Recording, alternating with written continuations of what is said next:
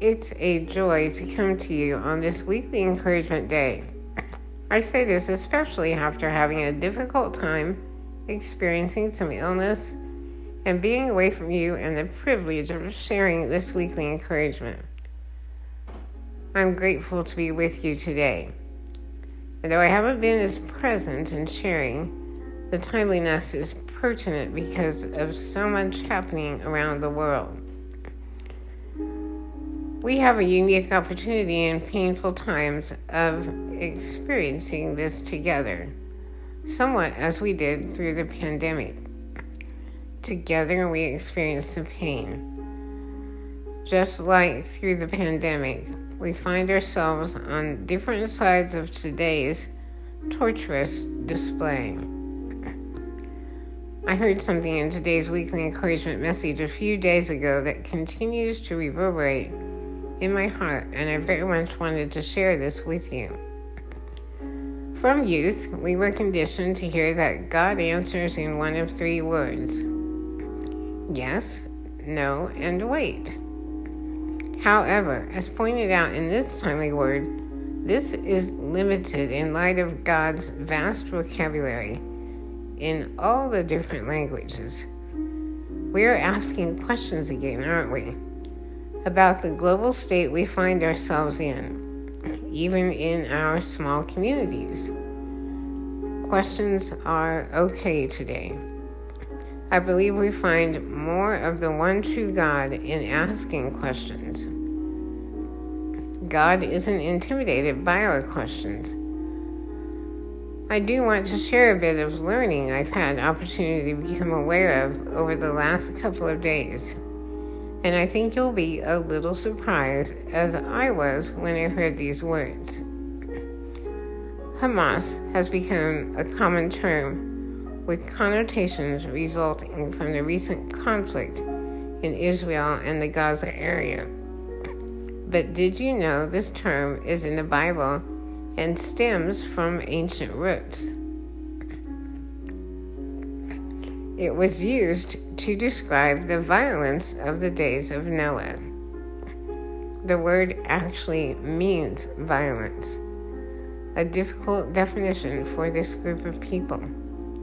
I don't really want to go further this direction because there's enough negative connotations over what's happened now and in the past.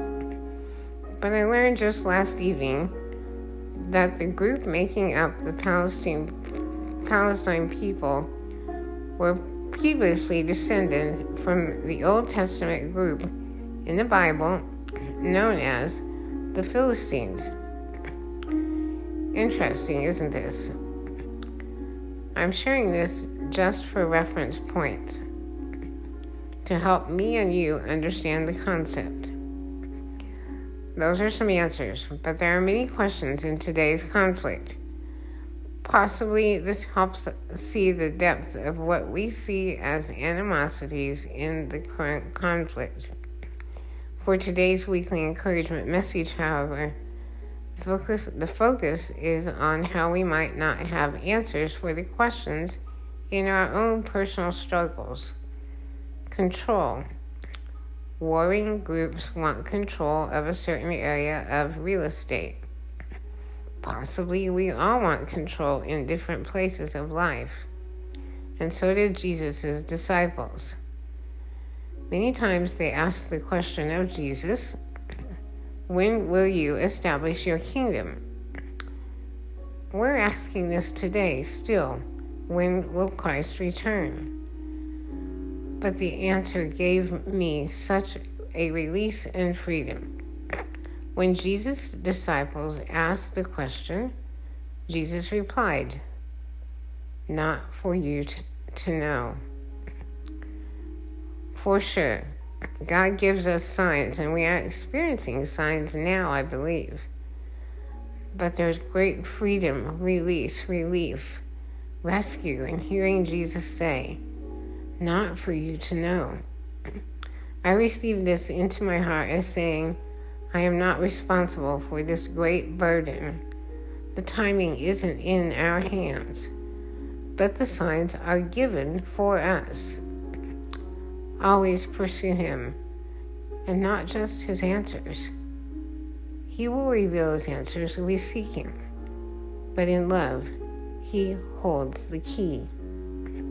Please remember, I am praying for you, that you'll have wisdom in this conflict, not just answers from around you, that you'll know the one who has the answer, and that you'll experience enough of his love to trust his answers, even when they're not revealed.